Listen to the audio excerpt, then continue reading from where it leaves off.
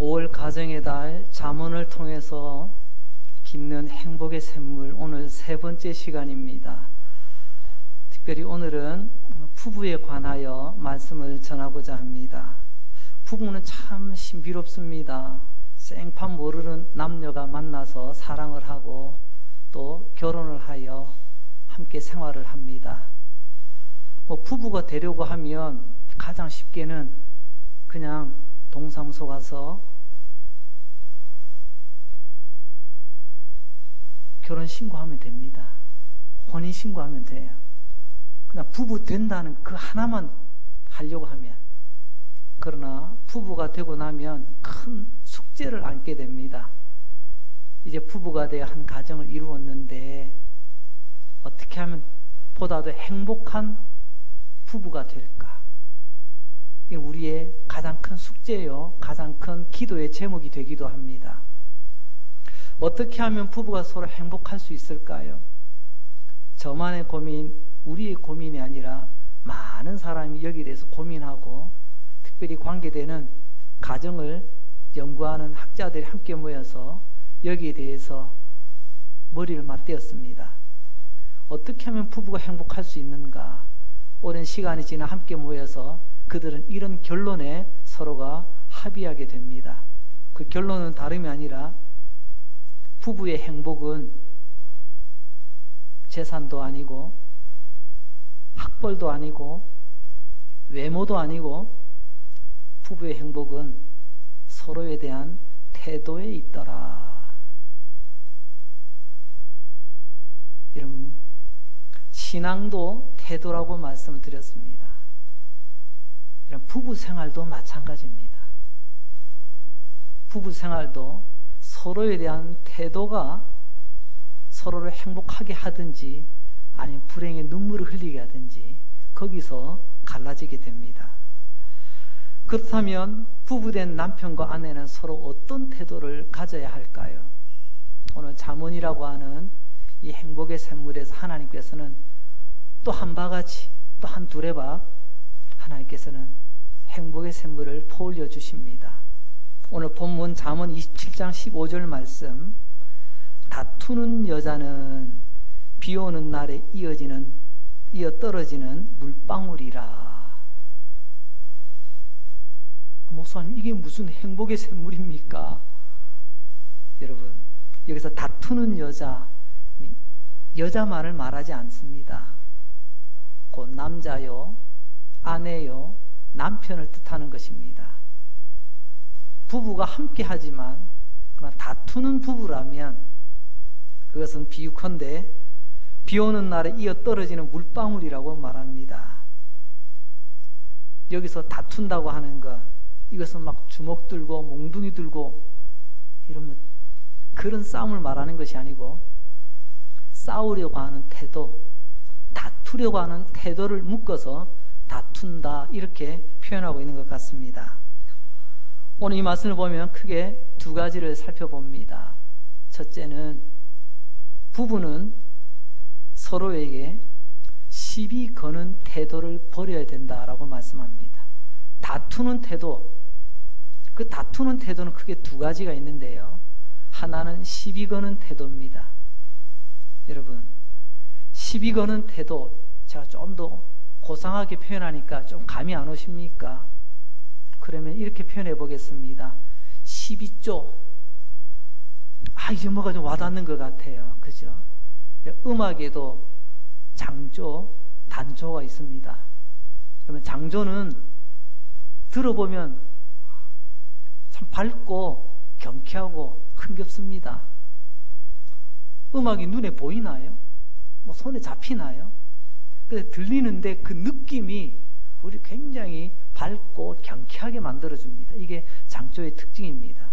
근데 단조는요, 왠지 엄숙하고 숙연해지고 어떨 때는 굉장히 또 무겁게 만들고 슬프고 굉장히 우리를 마음이 착잡하게 만듭니다.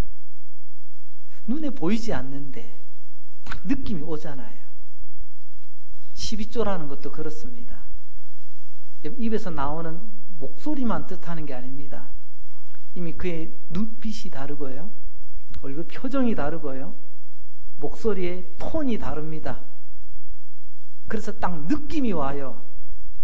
어떤 말 내용보다 저가 지금 어떤 느낌을 나에게 주고 있구나. 그게 12조입니다. 여러분, 12조는 태도입니다. 이미 내가 당신을 이런 태도로 다가선다. 그런 모습이겠죠. 그래서 오늘 성경은 말씀합니다. 이 12조를 받는 상대방은 굉장히 기분이 나쁩니다. 언짢죠. 그래서 행복할 수가 없습니다. 그래서 오늘 성경은 우리에게 말씀합니다. 시비 걸려고 하는 태도, 이 12조를 버리라고 말입니다.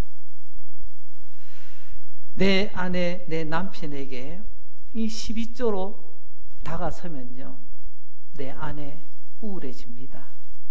내 남편 시무룩해집니다. 상대방이 12조로 나오는데 누가 덩실덩실 춤추는 남편이 있겠으며 누가 덩실덩실 춤추는 그런 아내가 있겠습니까?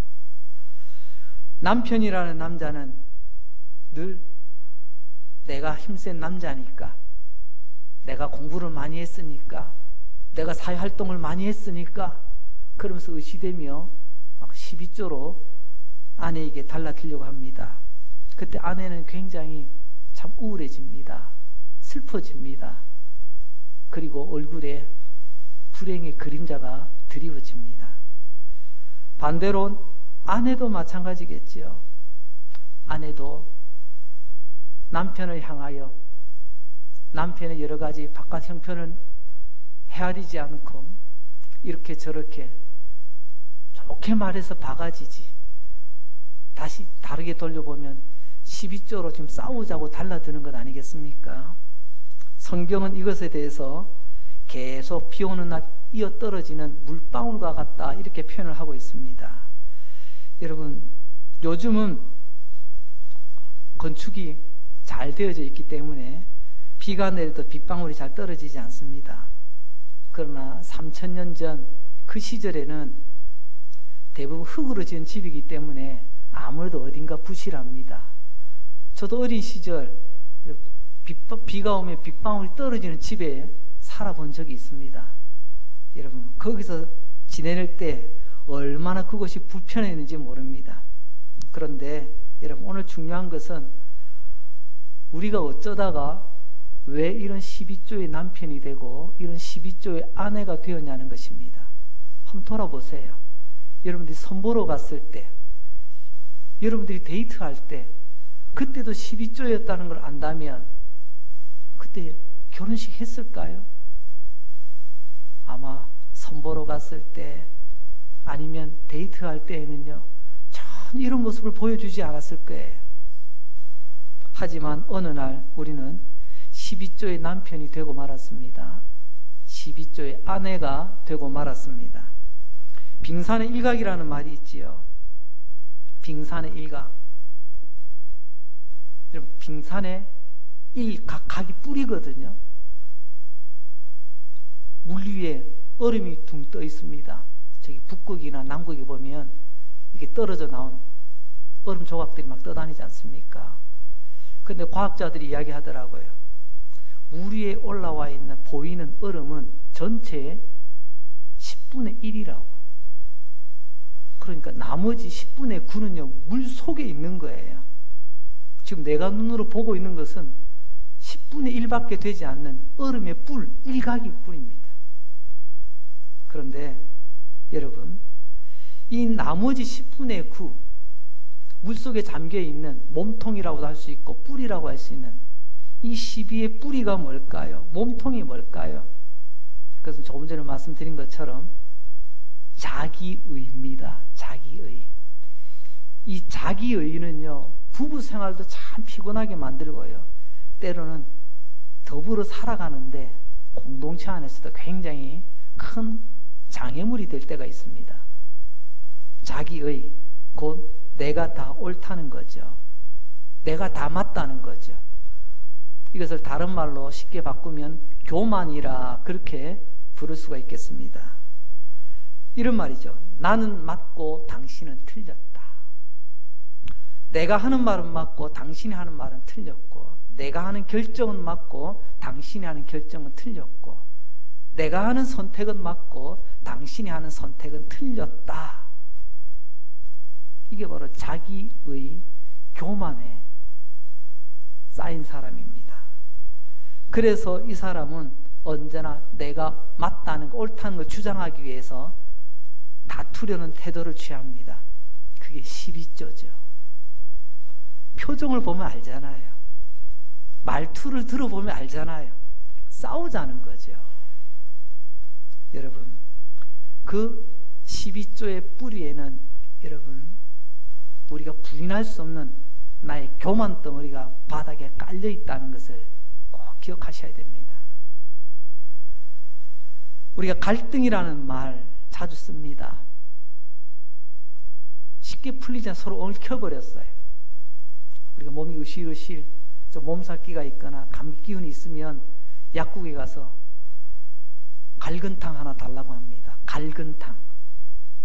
이러면 칡뿌리로 푹 고아가지고 약으로 만든 거.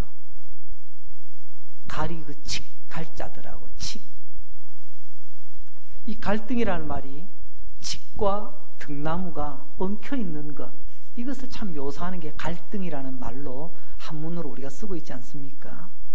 이 칡과 등나무는 공통점이 있고 차이점이 있습니다. 칡과 등나무는 스스로 하늘을 향해 올라갈 수가 없습니다. 이게 넝클과 식물이기 때문에 옆에 뭔가를 붙들고 칭칭 감으면서 하늘로 올라가게 됩니다. 감을 게 없으면요, 그냥 옆으로 퍼지는 거예요. 칡도 감으며 올라가고 등나무도 감으며 올라갑니다. 근데 차이점이 있습니다. 무슨 차이가 있을까요? 칡나무는 왼쪽으로 감고 올라간답니다. 등나무는 오른쪽으로 감으며 올라간답니다. 여러분, 오늘 이 시간을 지나면 절대 잊어버리지 않는 그런 공식 하나 알려드리겠습니다. 광어와 도다리 어떻게 구분하시죠? 다 그냥 넙대대하게 생겼는데 바닥에 딱 놓고요, 고기가 나를 보게 만듭니다. 그래서 그 녀석들이 눈이 왼쪽으로 쏠려 있으면 광어예요. 오른쪽으로 쏠려 있으면 도다리입니다. 돌아서면 잊어버릴 것 같죠? 그래서 공식을 알려드리는 거예요. 그러면 행복의 공식이 태도에 있다고 말씀드린 것처럼 공식을 알면 참 편하거든요. 광어 왼쪽입니다. 광어는 두자거든요. 그래서 왼쪽이에요. 도다리는 세자입니다. 그래서 오른쪽이에요. 그리 어렵지 않습니다. 여러분, 알고 나면 쉽지만 알기 전에는 어려운 게 공식이에요. 칡은 한자입니다. 칡은 칡이라고만 써도 되잖아요. 근데 등나무는 등 안 하잖아요. 칡은 짧습니다. 왼쪽으로 돌아요. 등나무는 세자입니다. 그래서 오른쪽으로 감아 올라가요. 이게 오늘 중요한 건 아닌데, 아무튼 이 칡과 등나무가 같이 있으면요, 이게 방향이 다르다 보니까 막 서로 얽혀가지고 서로가 괴로워요. 우리도 그렇습니다. 때로는요, 나의 교만과 나의 의로움이 이렇게 외칩니다. 나는 왼쪽으로 가는데 왜 자꾸 막 오른쪽으로 감으려고 그래? 자꾸 나 따라하라고. 그러면 또 아내는 또 어떡합니까? 아니, 오른쪽으로 감는 게 맞다니까요. 왜 자꾸 왼쪽으로 감으려고 해요? 또 서로가 그러다 보니까 부부 사이에도 이 갈등이라는 게 항상 존재합니다. 그래서 서로에게 다투고 지지 않으려고, 그래서 12조로 표정을 굳히고 목소리가 날카로워지고 행동이 막 거칠어집니다. 여러분, 예수님을 보십시오. 예수님은 칡도 등나무도 다 사랑하십니다. 예수님은요, 칡처럼 왼쪽으로 감아 올라가는 죄인도 사랑하시고요, 등나무처럼 오른쪽으로 감아 올라가는 나무도 사랑하십니다. 우리가 그 사랑 때문에 우리가 죄 용서받고 하나님의 자녀 된 것 아니겠습니까? 어떤 분은 혹 오해하셔서 하나님 꼭 나 같은 사람만 사랑해. 이것은요, 이 주객이 거꾸로 된 겁니다. 하나님 나 같은 사람도 사랑하시는 거예요. 우리가 하나님의 사랑을 힘입어 하나님의 자녀요, 하나님의 백성으로 오늘 예배의 자리에 나와서 예배를 드리고 있다면 우리 가정이 하나님 기뻐하시는 천국 가정, 그런 부부 되기 원하신다면 하나님이 용납하신 칡과 등나무, 이러면 그런 사람을 품을 수 있는 그 사랑을 구하시기를 바랍니다. 이런 말이 있더라고요. 진정한 사랑은 차이를 사랑하는 것이다. 우리는 익숙한 거 좋아하고요, 나하고 같은 거 좋아하는 그런 속성이 있잖아요. 근데 진짜 사랑은 차이까지도 사랑할 줄 아는 것, 그게 진짜 사랑이랍니다. 니체가 한 말이에요.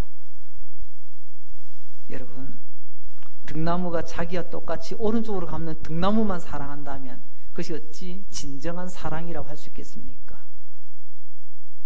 그건 남들도 다 합니다. 누구나 할 수 있는 거예요.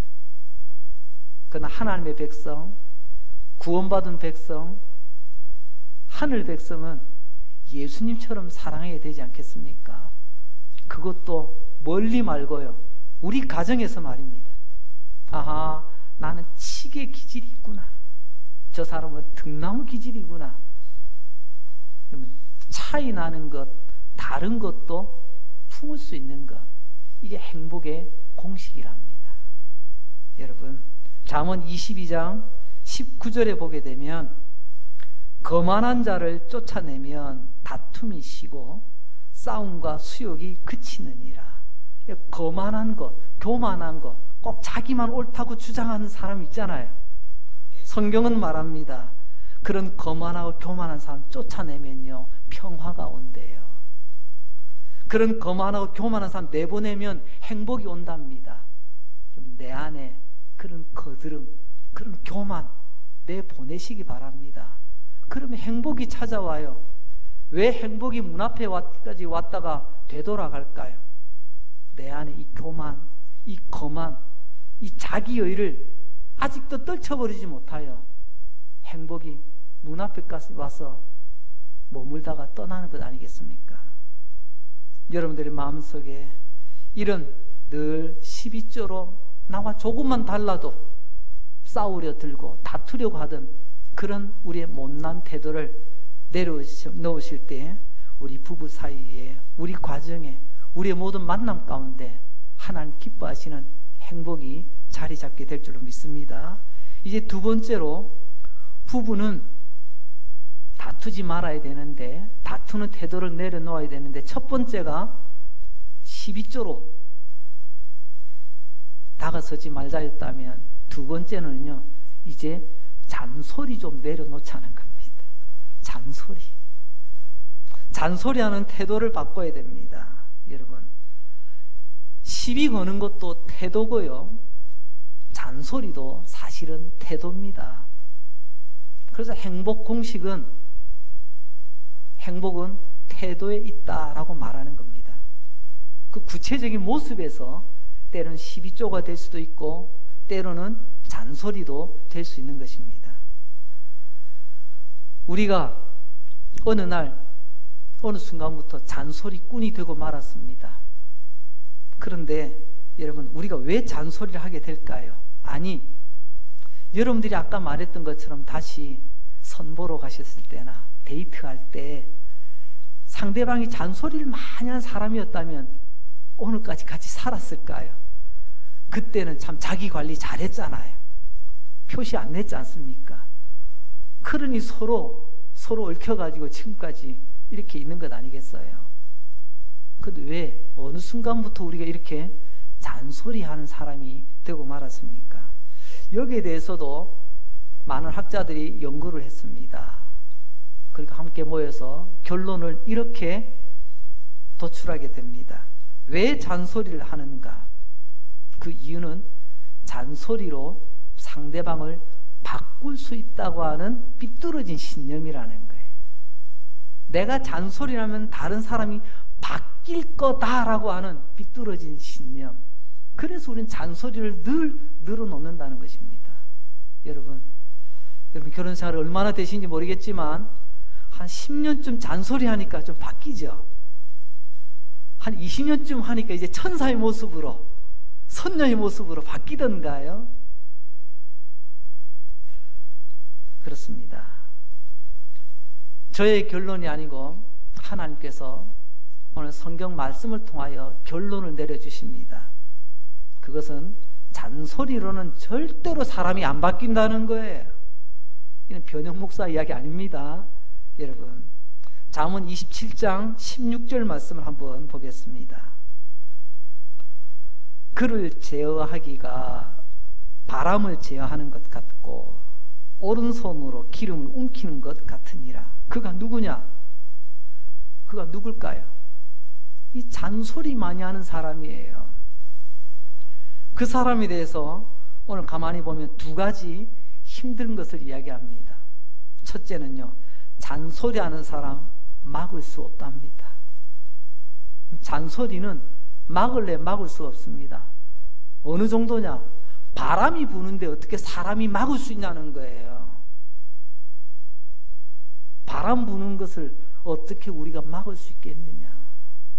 그래서 잔소리하는 사람 못 막습니다. 그리고 두 번째로는요, 이런 사람은 행복을 잡기가 힘들다고 말합니다. 잔소리 막는 것도 힘들지만 그렇기 때문에 잔소리꾼이 옆에 있으면요, 그가 행복하기도 힘들어요. 오늘 이렇게 표현하죠. 오른손으로 기름을 움키는 것과 같다. 오른손, 똑같은 손이지만 오른손은 강한 손입니다. 뭐든지 할 수 있는 손이에요. 근데 그 오른손이 기름을 쥐었답니다. 그 기름을 쥐었더니 어떤가요? 한 움큼 쥐니까 기름이 내 손에 한 움큼 있죠.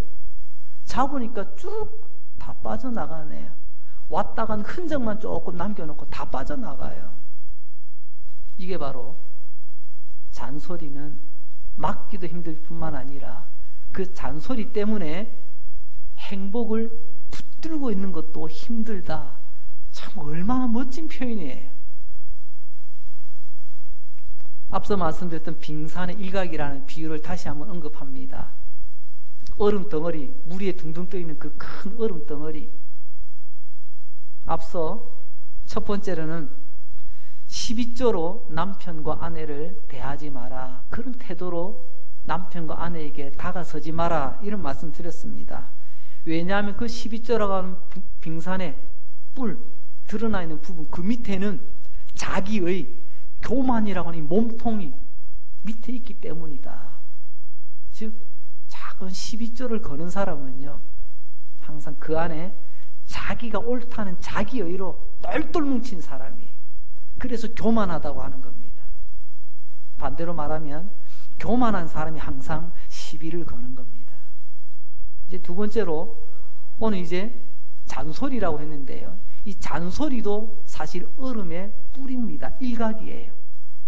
이 잔소리의 몸통, 뿌리에는 뭐가 있을까요? 거기에는요, 원망과 불평이 깔려 있습니다. 즉 다시 말하면 원망과 불평이 있기 때문에 이것을 잔소리로 표현해내는 거예요. 아주 유명한 상담학 박사님께서 비행기를 타고 다음 강연지로 옮겨가는데 어느 부부가 앞에 탔습니다. 근데 들어오는 모습부터가 조금 이상해요. 들으면서 뭔가 좀 둘이서 티격태격 투닥투닥 하면서 옵니다. 들리는 소리가 그렇습니다. 아니 이 비행기는 왜 이래? 아니 승무원들은 왜 이렇게 불친절해? 아이고 생긴 것도 봐. 왜 저렇게 못생긴 사람만 뽑았어? 아이고 안에도 보니까 너무 오래된 비행기 아니야? 오늘따라 왜 자리는 저 뒤쪽에다 잡아놨지? 그 조금 있어 보니까요, 비행기에서 이제 서비스 이렇게 또 여러 가지 또 음식이 나오지 않습니까? 아니 이 비행사는 왜 이렇게 형편이 없어? 그러면서 먹을 건 다 먹어요. 한참 투덜거리고 있는 거예요. 그러다가 이 남편이 화장실을 가서 일어났다고 이렇게 보니까 자기가 아는 박사님이세요. 아니 박사님, 제가 박사님 책을 읽고 제가 많은 도움을 얻었습니다. 저는 어느 지역에 변호사로 있는 사람입니다. 제 집사람을 좀 소개하겠습니다. 저 집사람은 제조업에 봉사하는 사람입니다. 그래요? 이 사람은 변호사, 제조업이라고 하니까 이 박사님이 그래 어느 제조업을 하시나요? 종목이 뭐예요? 예, 이 사람은요 원망 제조 달인이에요. 불평의 장인이에요. 오죽했으면 그렇게 이야기하겠어요. 여러분, 비행기라면 몇 시간 타고 가다가 내리면 그만입니다. 근데 우리 부부 가정은 며칠, 몇 년 하나님 부르신 그때까지 가야 되잖아요. 그 가는 동안에 이런 불평, 불만 늘어보십시오. 그 비행기 타고 가는 여행, 그 여행이 어찌 행복할 수가 있겠습니까? 생각해 보십시오. 꽃이 항상 불평만 터뜨리고 있다고 한다면, 항상 원망만 터뜨리고 있다면 어떻게 벌과 나비가 날아들어 거기에 머물 수가 있겠어요? 항상 원망과 불평만 터뜨리고 있으니 벌과 나비가 찾아왔다가도 도로 날아가지 않겠습니까? 그래서 잠언 21장 19절에서는 이렇게 말씀합니다. 다투며 성내는 여인과 함께 사는 것보다 광야에서 사는 것이 나으니라. 믿습니까? 왜 대답이 없으세요? 예, 광야에서 성내는 여인, 다투는 여인, 여성을 말하는 게 아니겠죠. 다투며 성내는 아내, 다투며 성내는 남편과 사는 것, 그것보다 차라리 혼자 있는 게 더 낫지 않겠냐? 오죽했으면 이런 말씀을 하시겠어요. 하나님은 둘이 있는 것보다 둘이 하나 함께 있는 것을 더 좋아하시거든요. 이 말씀은요 결코 우리를 갈라놓게 만드시는 그런 하나님의 아주 심술궂은 말씀이 아니에요. 오죽하면 그들이 형편이 얼마나 힘들면 하나님께서 이렇게 말씀으로 위로를 하시겠습니까? 그렇습니다. 불평, 불만에서 나오는 끊임없이 싸우려는 이 잔소리, 그 불편한 태도가 우리의 삶을 불행하게 만듭니다. 성도 여러분, 우리가 아파트에 산다고 이게 다 좋은 게 아니잖아요. 2층, 3층, 몇 평짜리 넓은 집에 산다고 다 좋은 게 아니지 않습니까? 오늘 보세요. 다투며 성내는 여인과 지내는 것보다 차라리 광야에서 지내는 게 낫다고. 앞에서도 비슷한 말씀을 주셨습니다. 그것은 무슨 말씀이죠? 늘 불평과 잔소리 때문에 사랑하는 우리 남편이 외로움과 쓸쓸함의 광야로 내몰리고 있지는 않습니까? 반대로 늘 불평과 불만 때문에, 이 잔소리 때문에 우리 아내들이 외로움과 쓸쓸함의 광야로 내쫓기고 있지는 않습니까? 바로 그 말이에요. 오늘 우리는 이 말을 가슴 깊이 새게 될 줄 압니다. 흔히들 그러더라고요. 난 안 그러려고 했는데 그냥 욱해가지고 그냥 그 순간에 욱해가지고. 여러분, 중세 유럽에 이런 속담이 있다고 합니다. 따라서 해볼까요? 마귀는 순간 속에 살아간다. 평소에는 표가 나지 않다가요, 한순간에 욱할 때 그때 우리를 확 휘어잡는다는 그런 뜻이 아니겠나 생각이 되어집니다. 내가 분노하는 순간, 내가 혈기를 부리는 그 순간, 내가 교만을 부리는 그 순간, 내가 원망하며 불평하는 그 순간 마귀가 내 뒤에서 나를 조종하고 있다는 것을 꼭 기억하셔야 될 줄 압니다. 우리는 그 순간까지도 마귀에게 아니라 예수님께 붙잡혀 살아가는 하나님의 자녀로 살아야 될 줄로 믿습니다. 이제 마지막 세 번째로, 우리는 거듭난 하나님의 백성들입니다. 부부도 마찬가지입니다. 부부도 거듭난 부부가 되셔야 됩니다. 영혼은 거듭났는데 말은 거듭나지 않고요. 내 영혼은 거듭났는데 내 태도는 거듭나지 않고요. 이것보다 더 진짜 거짓말이 어디 있어요?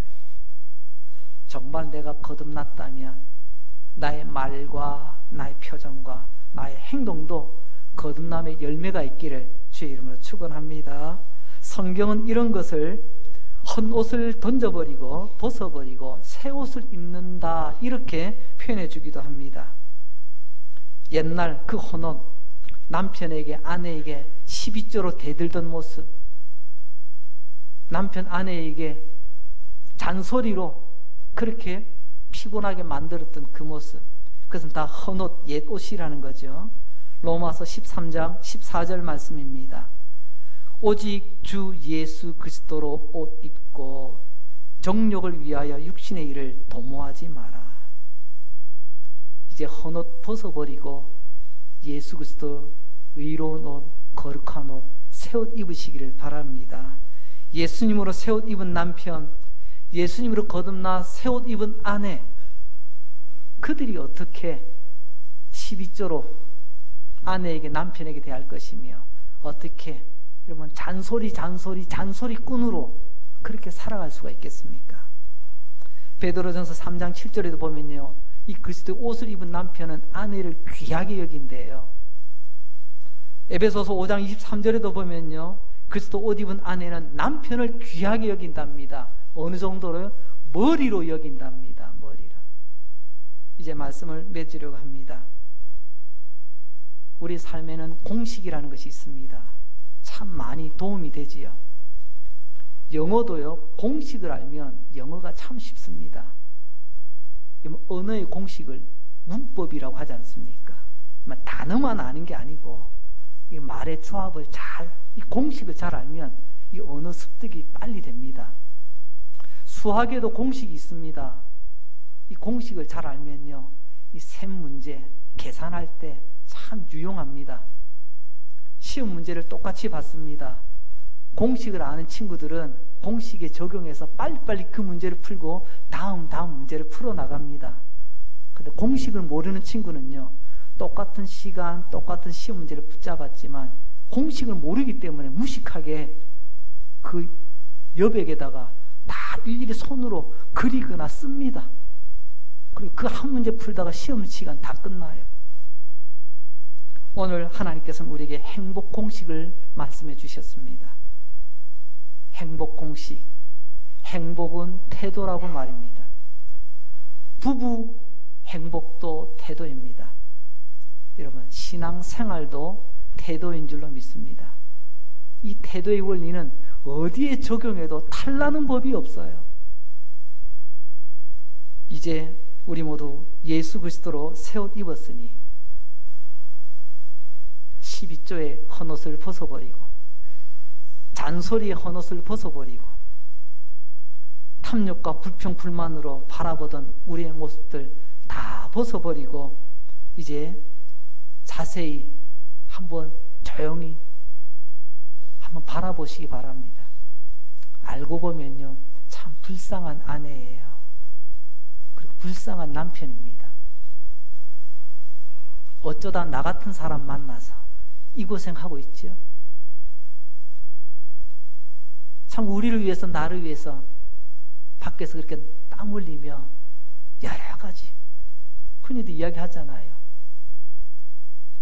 직장 안에는 전쟁터고 직장 밖은 지옥이라고 해요. 오죽하면 그런 표현이 있겠습니까? 참 불쌍하게 서로들 살아가고 있습니다. 그리고 또 한 번 더 찬찬히 바라봐 보십시오. 그럼 이쁜 구석이 보일 거예요. 그 조그마한 그 이쁜 구석이 자라서 나중에 모두가 다 이쁘게 보이게 될 줄로 믿습니다. 어떤 분은 지금 이런 생각할지도 모릅니다. 아니, 우리 영감 어디 갔어? 오늘 이런 날 와야 되는데. 또 어떤 분은요, 아니 예배드려 같이 올라와서 지금 또 어디 앉았지? 또 그런 분이 계실지도 모릅니다. 여러분, 중요한 건 납니다. 내가 이 말씀 듣고 내가 변하면 행복은 시작되는 겁니다. 기다리지 마세요. 나부터 변하면 행복은 시작이 됩니다. 기도하겠습니다. 하나님 아버지, 오늘 말씀 들으며 때로는 웃기도 하고 기쁘게 들었지만 나의 마음을 많이 누르는 무거운 말씀임을 고백합니다. 솔직히 불편한 말씀입니다. 하나님, 때로는 진리가 우리를 불편하게 한다는 것 오늘 깨달았습니다. 조용히 곰곰이 생각해 보니 내 아내를 내가 광야로 내몰았던 못난 남편이었습니다. 남편을 불쌍히 여기지 못하고 외로움과 고독의 광야로 내몰았던 그런 못난 아내였습니다. 주님, 자세히 생각해 보니 불쌍한 영혼, 나의 남편, 나의 아내, 그리고 또 자세히 보니 너무나 고마운, 그래도 이쁜 구석이 있는, 어떻게 나 같은 인간을 만나서 그래도 남편의 자리, 아내의 자리를 지키며 이렇게 달려왔는데 나도 모르게 그 순간 마귀에게 그냥 이 순간을 넘겨 혈기를 부리고 분노를 내며 욕심을 내며 원망하며 불평했던 시간들이 있었습니다. 하나님, 불쌍히 여기시고 용서하여 주옵소서. 우리 안에 갈등을 일으키고 다툼을 일으키는 그런 바르지 못한 태도로 달려왔던 우리의 모습을 회개합니다. 이제 우리의 모습을 불쌍히 여기시고 다시는 어그러진 태도로 우리의 행복탑이 무너지지 않도록 주여 지켜주시옵소서. 우리 가정 행복을 회복시켜 주시고 우리 남편과 아내, 나부터 회개하고 예수로 새 옷 입은 사람, 그 남자, 그 남편, 그 여자, 그 아내답게 살아가게 하여 주시옵소서.